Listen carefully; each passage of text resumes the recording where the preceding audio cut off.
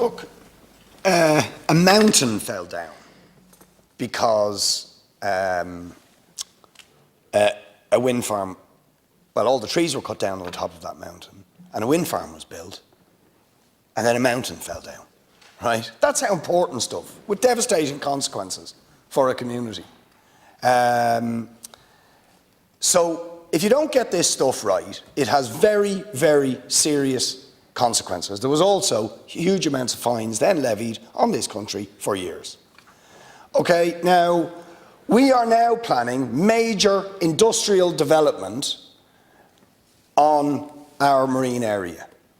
And we have a government who is giving a special pass, as I would see it, to a whole number of legacy projects that are going to see massive industrial development all around the near coastal area of the entire East Coast and a lot of the rest of the country. By any stretch, this is going to have a big, big impact on people, on fishers, on the marine environment, and God knows what it could do to that marine environment, right? If these things can make mountains fall down, they can also do a lot of damage to marine life and to the marine environment if you don't get it right. And already we have a government who's given a special pass to these legacy projects, these relevant projects, all projects of private corporations. Private corporations, not the state, but private corporations interested in making money from our marine when we have the lowest level of marine protected areas anywhere in Europe.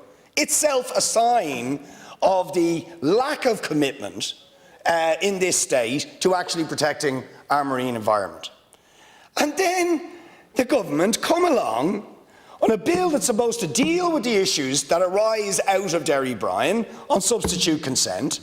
They introduce a bill that's about that, a very serious issue in and of itself, and then at the last minute, in the last week of the Dáil, when there's also a deluge of other pieces of legislation being piled through, being guillotined, we get dozens and dozens of pages of amendments that introduce wholly new issues that impact on things like the plans for industrial development of the marine and I didn't mention this the other day, the large-scale residential developments. When you consider what a shambles the SHDs were. Not a shambles, of course, for the private developers and the investment funds who are based in Guernsey and the Virgin Islands and all the rest of it, making a fortune, but a shambles from a planning point of view, in terms of the communities they impacted, have done absolutely nothing but worsen the housing situation, and we have major amendments that will, in the case of large-scale residential developments, will allow developers to have a flexible planning application. I mean, are you serious? Like, what is the basis for this? That they should have the right for, after the mess we made of the SHDs, that you then are going to have a flexible application for the replacement for the SHDs, where it has very serious implications for public participation, the Our House Convention, and just the credibility, if you like, of the entire planning process.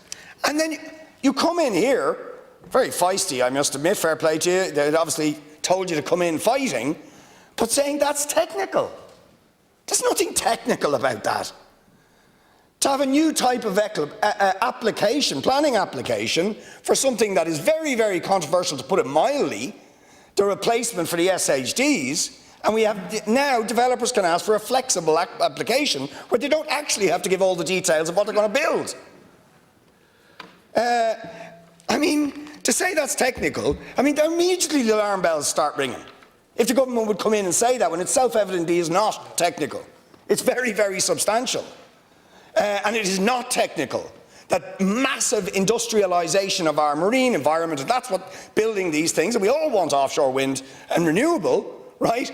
But we're deeply concerned we haven't protected, as we should have, the areas where that industrialised development should not take place, right? And you now want flexible applications, where things could dramatically change, which could have a very serious impact on our marine environment. And in case anybody says that means we're, for even raising these points, we're not serious about the environment, let's remember the biggest carbon sink on this planet is the sea, right? And what lives in the sea.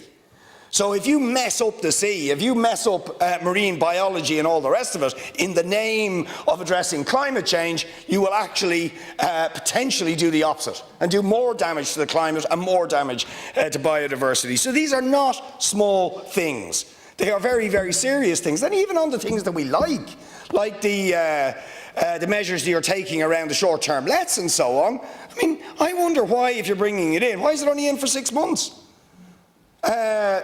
We need to have serious scrutiny of those things. What sort of enforcement is there going to be? Does it actually mean anything if it's not enforcement of these things? All of that needs to be scrutinised. None of it will be scrutinised because you've put a guillotine, you've introduced them at the last minute.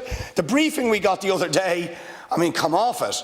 It wasn't a place to argue. We were just trying to get our heads around this massive amount of legislation. And one of the things I asked for, as Deputy Matthews knows, specifically I asked for it, is could we please have explanatory memorandum to explain what the hell is in these amendments, which was not available at the time. Because we asked for it, it was eventually produced at 2 minutes to 9 this morning.